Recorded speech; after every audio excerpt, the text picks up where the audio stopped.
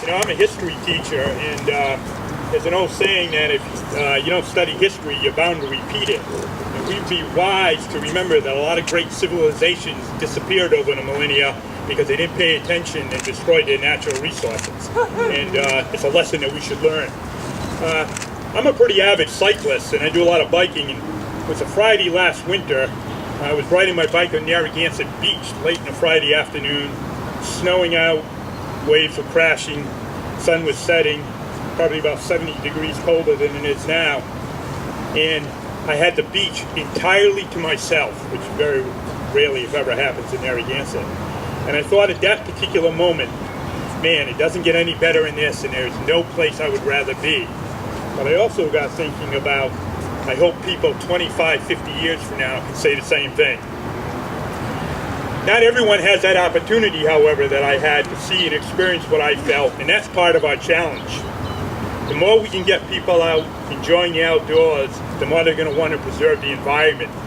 And I believe that education is the key. Environment and education go hand in hand. Not only educating students about the issue, but creating a well-educated workforce.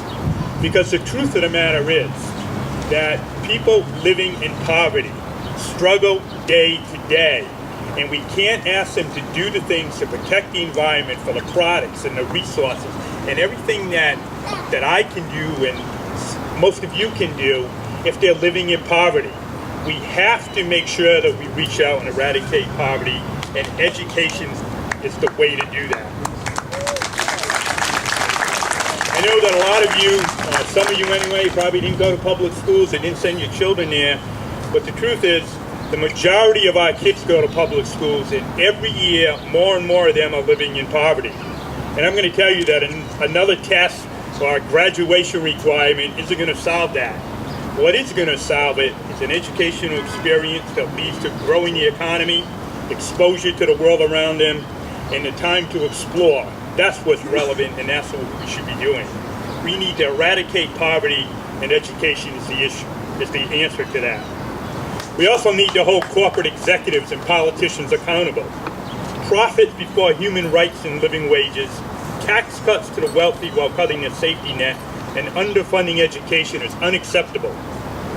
We need all of us to think outside our area and outside our box, and that includes me, includes each of us. If we're going to have a sustainable and livable environment. You know, it's great to protect our favorite trails for hiking and biking. It's great to save the bay or keep Tahoe blue. Those efforts won't last unless you get everyone participating, understanding the issues involved, and each of us playing our part. And we need business leaders to understand it is in their long-term best interest, because in the end, you can't eat profits when the resources are gone. I challenge each of us to reach out and help others get involved, support projects you might not ordinarily do, and most of all, and I know this group won't be, don't be quiet, because it starts with you, and we keep talking about it, and that's how change is made.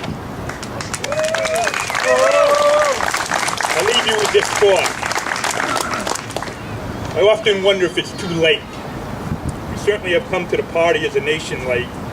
Well, a few of you arrived really early. It's taken others a long time to get here. But the answer is neither yes nor no. The answer is it can't be too late. We cannot afford it to be too late. Too much is at stake, and you know it. I've been in public education for 38 years, and it is the core of what I believe. And I know that if 50 to 100 years from now, someone else is going to have that moment of beauty on that wintry beach, education holds the key. And it's not too late to start. Today's a beautiful day to get started. Thank you. Education and the environment go together, and we need to eradicate poverty, and education is the answer to do that, to help protect the environment in the long run. Thank you.